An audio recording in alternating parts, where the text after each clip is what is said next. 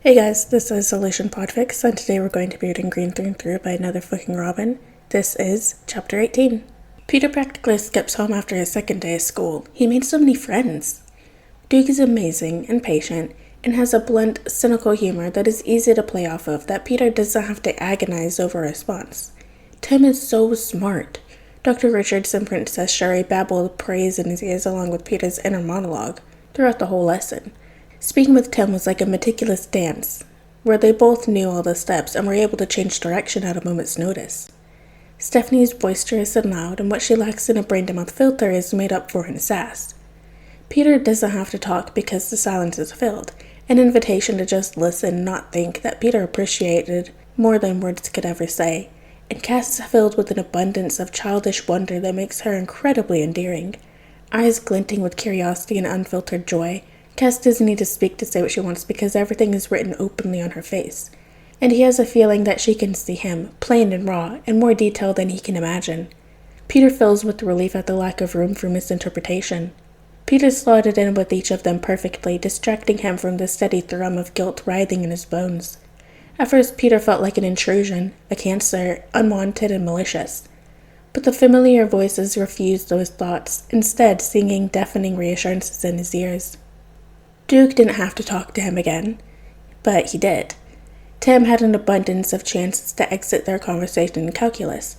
Peter made sure, but he didn't, seemingly relishing in the talk of numbers and theorems and science. Peter could practically see him cataloging every shared word in his brain.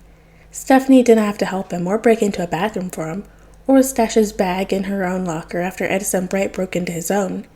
Cass could have asked him to leave, any of them could, and he'd have listened, but they didn't. Peter can't help but feel, deep down, like he was manipulating them into being his friends, but that feeling is buried under a mountain of orange logic that assures him that he is wrong.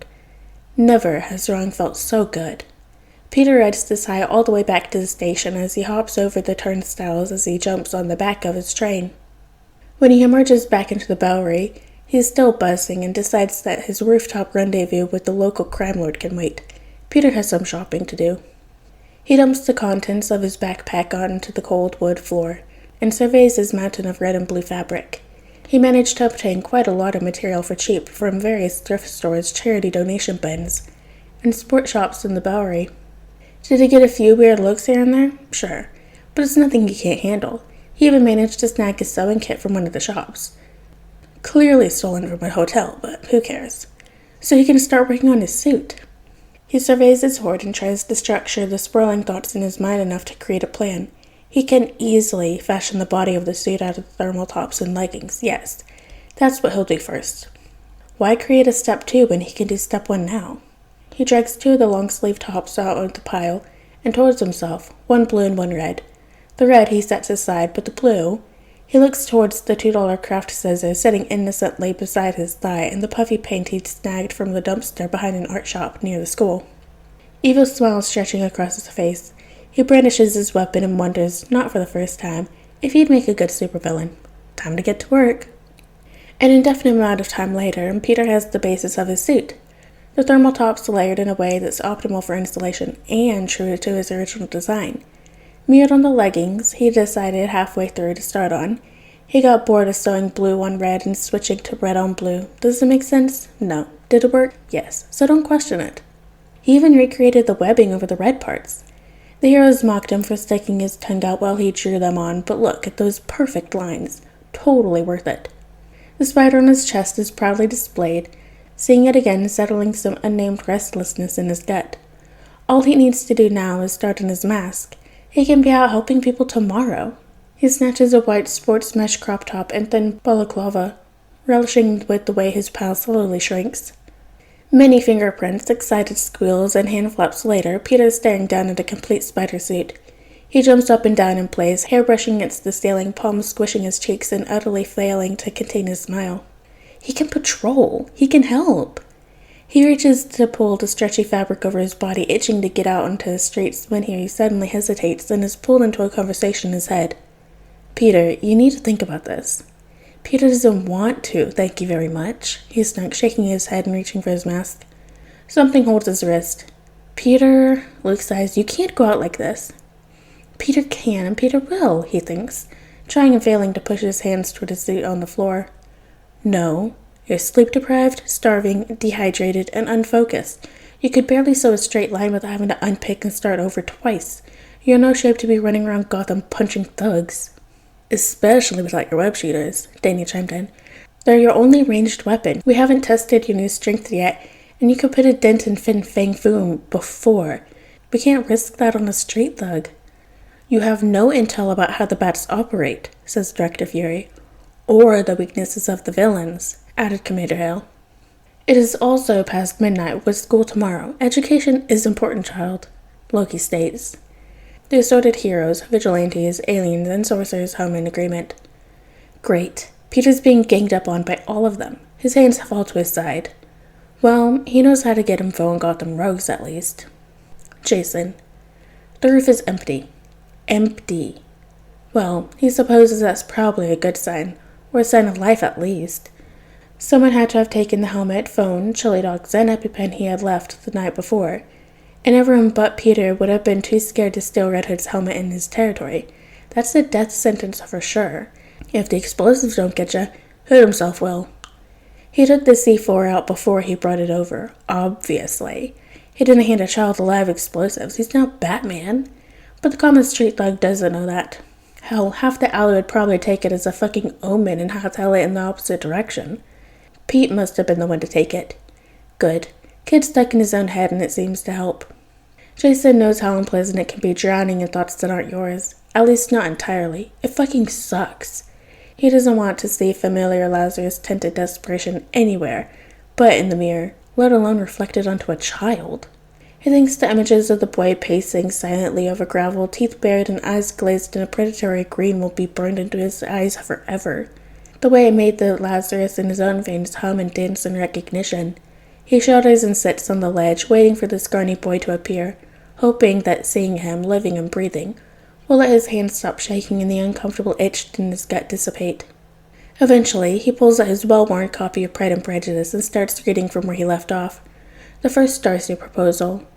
He makes it all the way to the second before he caves and checks the burner. He sees that it's past 1, it's been 4 hours, and it's too late for squirts like Pete to be out of bed. He swings his legs over the edge with a creak and a pop, stands and stretches, eliciting more noises that make him feel more like a creaky floorboard than a fearsome crime lord. He hits his thighs with a fist to get rid of the pins and needles, sitting in the same spot for over 2 hours, anxiously tapping your foot'll do to you. He leaves another note stuck to his perch and grapples down to street level. He needs a drink and a smoke. He's leaning against the sticky table of his favorite bar in the Bowery after changing into his civvies, swapping bat-branded armor for Kevlar and switching leather jackets.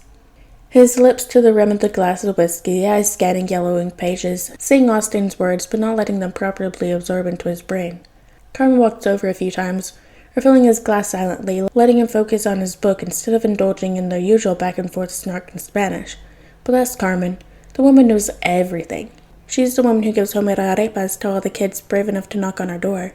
The woman who he'd always see in the pews when his mom was sober enough to take him to church. The woman who he'd once tried to save from a mugging back when he was Robin. But she beat the shit out of the would-be mugger with her handbag, to the point that when he tried to intervene, it was more for the mugger's sake than hers. Then she just ruffled his hair and went on with her day. She is a badass, and her bar, the Speakeasy, is officially under the protection of the Red Hood. It's not like the majority of gangs would try anything with her or her bar, seeing as she's fed the majority of them at least once before when they were younger.